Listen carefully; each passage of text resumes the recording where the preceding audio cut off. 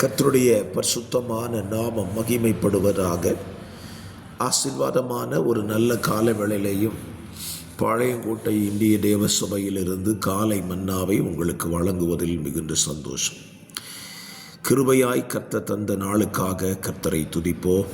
இந்த நாளை கர்த்தர் உங்கள் வாழ்விலே ஆசீர்வாதமாய் நன்மையாய் மாற்றி தருவாராக.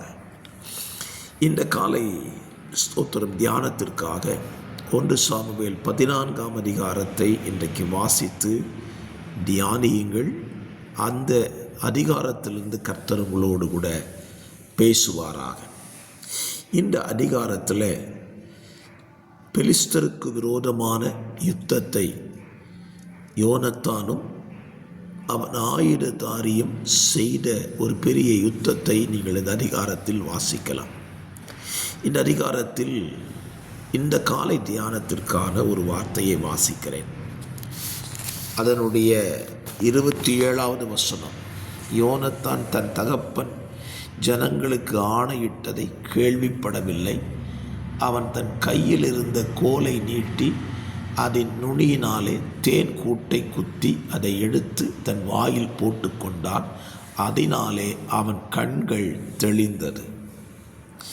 காட்டிலே ஒழுகி கொண்டிருந்த தேன் கூடை கண்ட ஜனங்கள், கண்டும் அதை பருக முடியாமல் நின்ற ஜனங்கள், அதை கண்டு அதை எடுத்து சாப்பிட்ட யோனத்தான். யுத்தம் நடந்துட்டுருக்குது. ராஜாவின் கட்டளை, யுத்தம் முடிகிற வரைக்கும் யாரும் சாப்பிடக்கூடாது, சாப்பிடாமல் யுத்தம் பண்ணுங்கன்னு சொல்லியிருந்தான். ஜனங்கள் யுத்தத்தில் விடாய்த்து போயிட்டாங்க. அவங்களுக்கு தான் பசி அதிகம். பசி அதிகமாக கண் மங்கி கொண்டே போகும். இந்த நிலையில்தான் யோனத்தான் ஒரு காட்சியை பார்க்கிறான். காட்டிலே ஒரு மரத்தில் தேன் கூடு ஒழுகி கொண்டிருக்கிறான். அவன் பார்த்தான். அதை குத்தி தன் வாயில் போட்டு கொண்ட பொழுது கண்கள் தெளிந்ததான். இந்த காலவெளியிலே நம்முடைய கண் தெளிவாக இருந்தால் தான் வாழ்க்கை பிரகாசமாக இருக்கும்.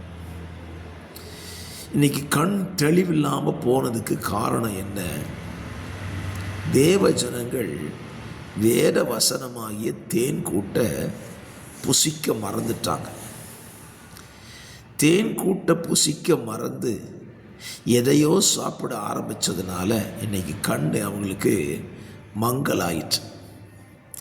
ஆவிக்குரிய கண்கள் இன்றைக்கி சொருகி போன ஆவிக்குரிய கண்களில் ஸ்தோத்திரம் தெளிவான பார்வை இல்லை, தெளிவான ஸ்தோத்திரம் நோக்கங்கள் இல்லை.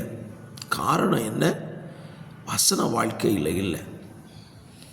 வேத வசனத்தை வாசிப்பதோ தியானிப்பதோ வெகுவாக குறைந்து போனதுனால தான் இன்றைக்கு ஆவிக்குரிய கண்கள் ஜனங்களிலே குருடாக்கி கொண்டே இருக்கிறது.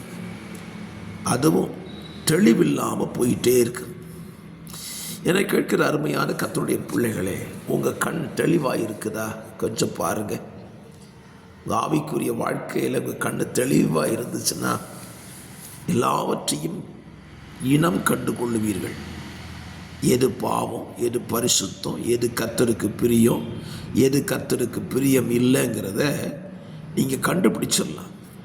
அப்படி உங்களால் கண்டுபிடிக்க முடியாமல் போகுதுன்னா காரணம் உங்கள் கண் மங்கி கொண்டு இருக்கிறது. கண்ணில் தெளிவான பார்வை இல்லை என்பது தான் அர்த்தம்.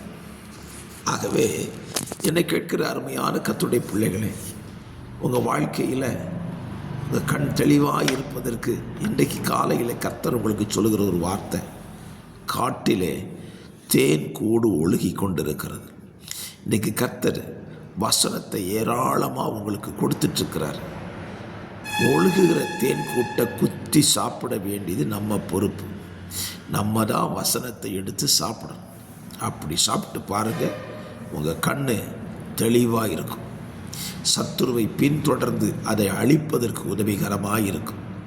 பிதாவே, இந்த காலவெளியிலே இந்த வார்த்தையை கேட்கிற நம்முடைய பிள்ளைகளுடைய கண்கள் தெளிவாக இருக்க வேத வசனத்தை படித்து புசிந்து கொள்ள உதவி செய்யும். இயேசுவின் நாமத்தில் பிதாவே, ஆமென்.